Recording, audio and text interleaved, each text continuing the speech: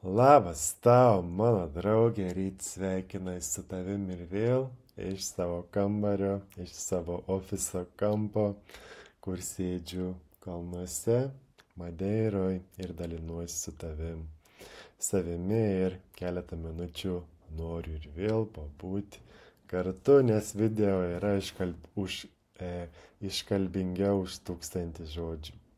Tai mano draugė, visų pirma, geriausias būdas susijungti yra užmerkti akis. Tai paprašysiu tavęs užmerkti akis 2 minutėms kartu su ryčiu ir dabar užmerk akis. Kad ir ką veiki, sustok, gyvenimas neprapuls, nėra kur lėkti, nėra kur skubėti ir sustok ir pamatys, kaip gera bus kartu sustoti.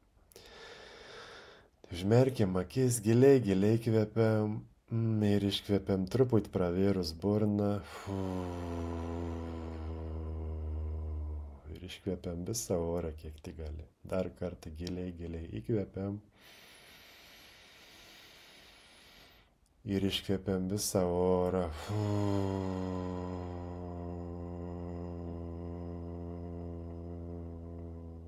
Kiek tik gali, kiek tik eina, atsipūsk. Ir dar vieną kartą giliai įkvepiam. Ir iškvepiam.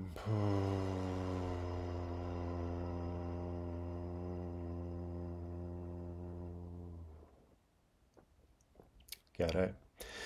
Ir dabar praskenuok savo kūną vidiniu žvilgsniu, vidiniu savo dėmesiu, praskenuok kūną ir pažiūrėk, kur labiausiai jauti tankumą, kur labiausiai jauti spaudimą ar skausmą ar įtampą. Ir identifikuok vietą, plotmę, tašką, kur labiausiai jauti spaudimą, labiausiai jauti kažką sunkesnio negu lengvumas ir tuštumas. Tai šiuo atveju aš jaučiu ant krūtinės truputį kažką spaudžiančio. Tai ką mes dabar padarysim kartu, eisim padaryti mini jausmų sesiją, poros minučių, greituką. Ir nukreipk visą savo dėmesį į tą vietą, kur spaudžia tau, į tą tašką, į tą plotmę, ar į krūtinę, galbūt galvą, galbūt ranką spaudžia, galbūt saulės rezginį spaudžia, gal gerklę, gal nieko nespaudžia, gali tiesiog pabūti ir stebėti savo kūną ir tiesiog pabūti porą minučių kartu, bet jeigu spaudžia, skoncentruok visą savo dėmesį į tai, kur spaudžia. Ir sakyk, gražinu šitą energiją atgal į šaltinį. Gražinu šitą energiją į Dievo rankas. Atiduodu tai į Dievo rankas. Atiduodu tai visatai. Gražinu tai visatai. Ištari tai viduje. Nusimerti nuo savęs. Kaip turėtum popierius, būtum direktorius įmonės ir turėtum popierius ir sekretoriai išeidamas numestum ant stalo ir sakytum, tu pasirūpink, va popieriais tvarkyk, padaryk, tu pasirūpink. Aš išeinu ir numeti visus šitos popierius sekretoriai įmonės ir sakai iki. Tai numetam šitą sunkumą, šitą energiją atgal visatai, atgal šaltiniui ir išeinam atostogų. Ir tas stebim, kas vyksta, turėtum iškart pajausti bent kažkiek lengvumo daugiau, kai tu tai padarai viduje, kai atiduodi, iškart ateina banga lengvumo didesnė.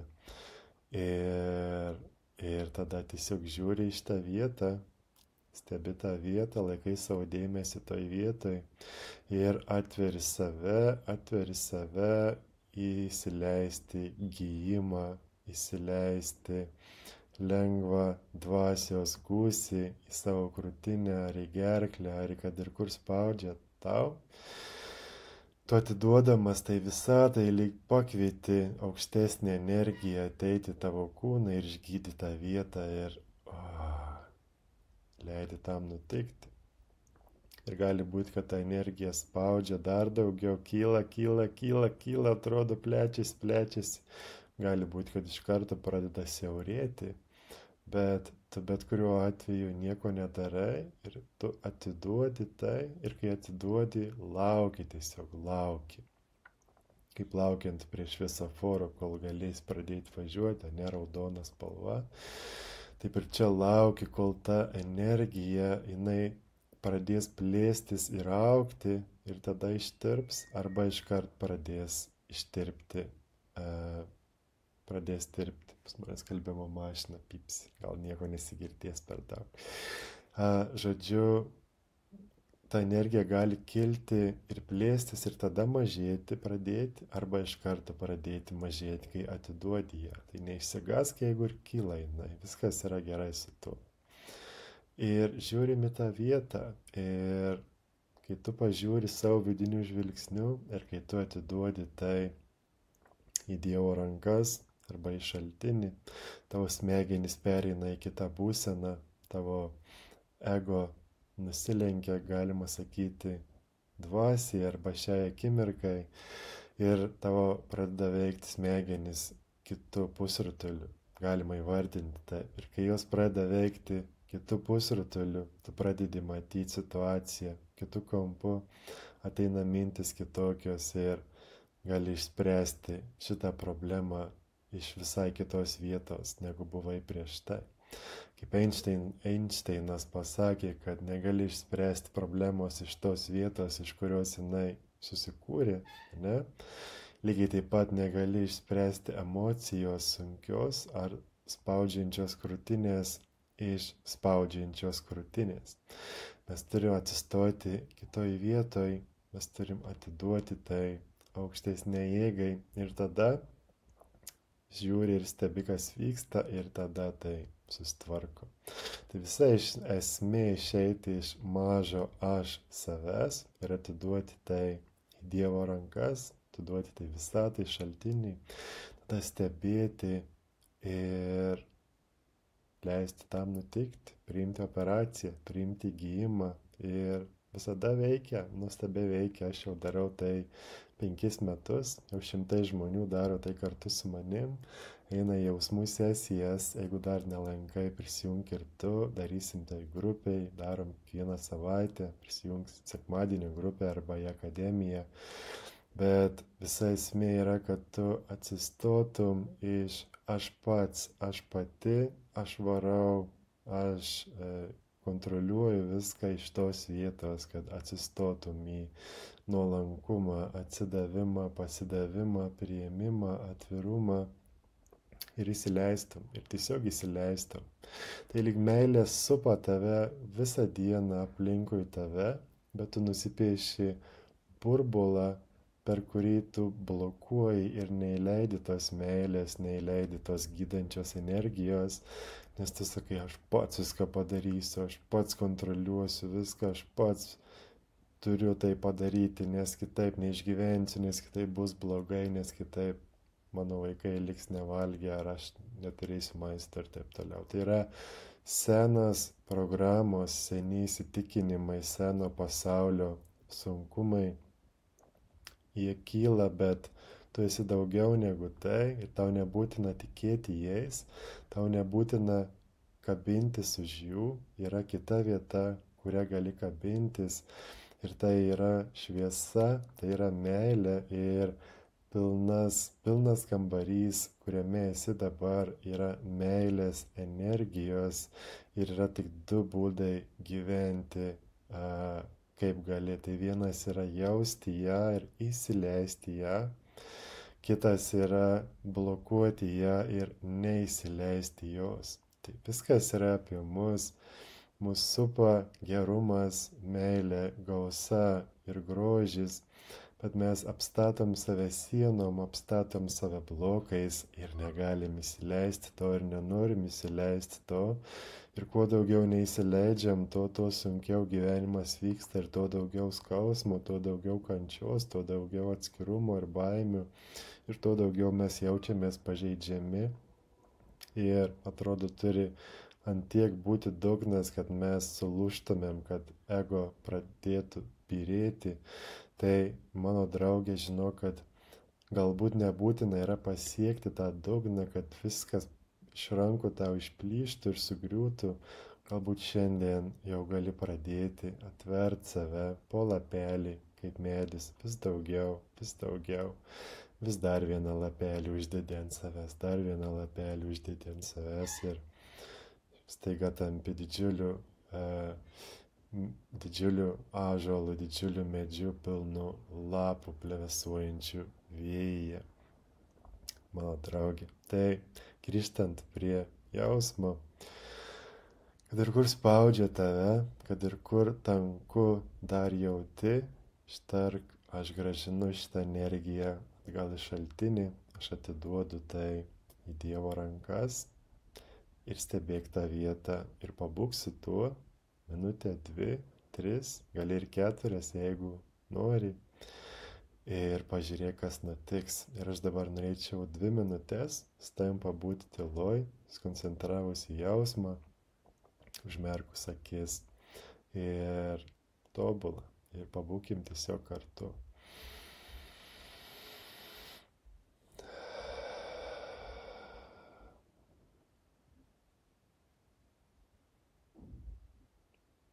Laikau savo dėmesį krūtiniai. Ir nieko iš vis nedarau atostogos. Atveri savo kūną, nieko nedarau daugiau.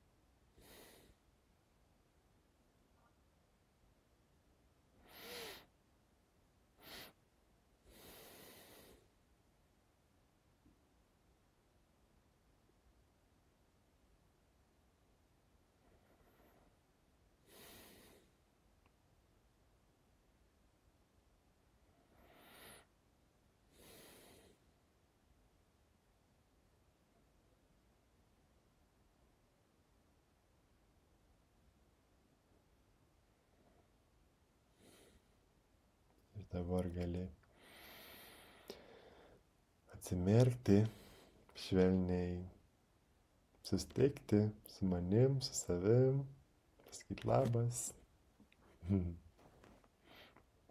Aš anksčiau labai bijodavau kameros ir žmonių teisimo ir nuomonės.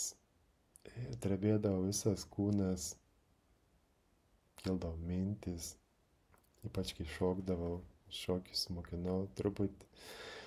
Reikėdavo rodyti kokį judesį, filmuotis, būdavo visas kūnas drebėdavo iš baimės, kojos linkdavo.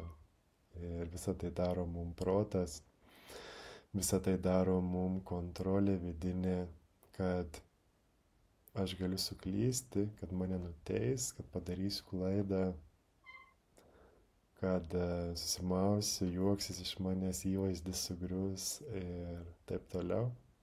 Tai šiandien dar yra šiek tiek to, dar nėra 100% kiaura, bet yra daug lengviau negu būdavo prieš tai. Ir žinau, kad aš tiesiog noriu papasakoti tau, kad mano gyvenimas pasikeitė, stipriai pradėjo keistis tada, kai aš panorau atiduoti jį aukštesniai jėgai, atiduoti jį dvasiai. Tai nėra dvasia kažkur debesyse, kuriai tu atiduodi tai. Tai gali sakyti, yra mūsų vidinis Dievas arba mūsų aukštesnis aš, arba mūsų vidinis GPS, vidinis vedimas. Ir ne tai, kad mes atiduodam tai kažkur svetimam, kažkam savo gyvenimą, tai yra mes atiduodam savo aukščiausiam potencialui tai. Ir mes einam su tuo kasdien. Ir tada tu eini ne kaip mažas žmogus, ne kaip aš pats, aš pati, ne per įtampą ir skausmą ir kančią ir kontrolę, bet iš lengvumo ir tikėjimo. Ir toks yra bairis dvasingume šitam ir visam šitam darbe su savim, kad šitas kelias yra, galima pavadinti, labai moteriškas. Atsidavimas, pasidavimas, paleidimas, kontrolės, tekėjimas, tai yra moteriškos savybės, moteriškos energijos gal labiau tiktų, ne tai, kad moteriškos, moterų visokių dabar yra šiais laikais, bet tai yra moteriška energija. Ir kas nutinka, ypač vyrams, jeigu esi vyro kūne ir klausai šio įrašo, arba jeigu esi moteris ir turi vyrą šalia, tu žinai, tu galbūt pajusi, ką aš noriu pasakyti, bet yra be galo sunku vyrui nueiti iš aš pats turiu pavaryti ir iš tos visos pasirodymo ir kontrolės ir gėdos jausmo, jeigu nebus ir to vyriškumo, ne, mačiškumo, vyriškumo, iš tos vietos nueiti visišką nuolankumą ir atsidavimą šią akimirką ir Dievui. Tai yra didžiulis darbas, tai yra pats sunkiausias dalykas, kokį aš dariau savo gyvenime. Ir vyriškumo samprata man be galo keitėsi daug kartų per gyvenimą. Vaikystėje vyriškumas buvo tai, kas turi didelis raumenis ir daug pinigų ir mašiną gražią, ten buvo vyriškumas. Tada per laiką augant, keičiantis, mano vyriškumo samprata taip pat keitėsi. Ir aš supratau, kad ne visi raumeningi vyrai yra vyriški.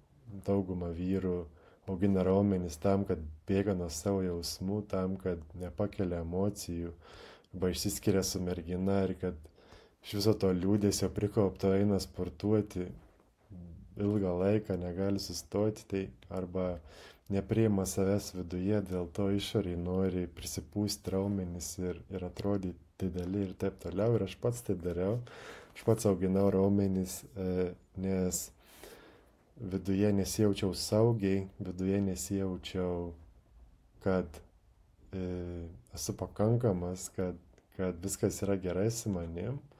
Ir dėl to norėjau per išorę, per pinigus, per raumenis, per drabužius parodyti, užpildyti savo nesaugumą viduje. Ir buvo toks etapas. Tai einant per tai, vyriškumo savoka labai keisdavosi. Ir tai, ką aš laikydavau vyrišką, anksčiau ir vėliau sugriūdavo ir pamatydavau, kad ne, tai nėra tai, nes tai, ką aš galvojau, yra visai ne tai, kas yra iš tikrųjų. Ir ką aš noriu pasakyti visų tuo, kad dabar mano pasaulyje pats didžiausias vyriškumas, kokį aš suvokiu ir matau, yra vyras, kuris sugeba pasiduoti ir atsiduoti savo vidiniam vedimui ir eiti per visą ego terorą ir baimės ir kaltę ir gėdą, pasirenkant savo kelią ir netikint nieko kitų, jokių išorinių balsų, tik savo vidinių vedimų, vidinių GPS. Ir tai yra žmogus vertas pagarbos mano akise. Tai jeigu esi ir moteris, tai galioja taip pat tau.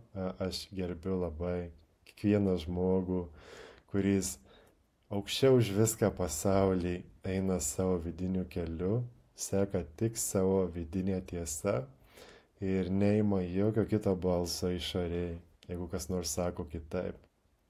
Pavyzdžiui, tave veda išvažiuoti ir mesti viską ir yra likusi darbas tavo koks nors, pavyzdžiui, ar nebaigti dalykai, ar ten turi pasirūpinti kažkuo, bet tave veda dvasia eiti ir tu išduodi save, jeigu tu lieki dėl kažkokių pareigų ar rūpesčių, nesvarbu.